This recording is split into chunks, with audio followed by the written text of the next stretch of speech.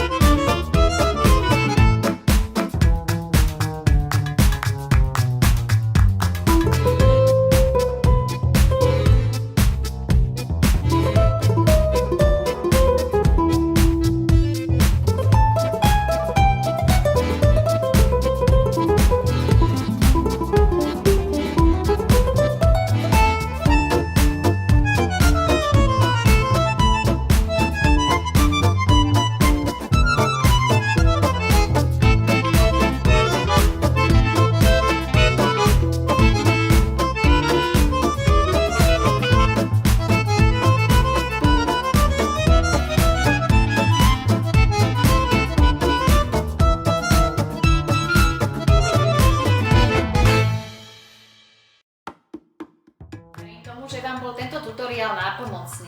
Druhý spôsob viazania kravaty na slávnostné príležitosti, vincorský uzol, si ukážeme v ďalšom tutoriáli. Do skorého videnia. Čaute!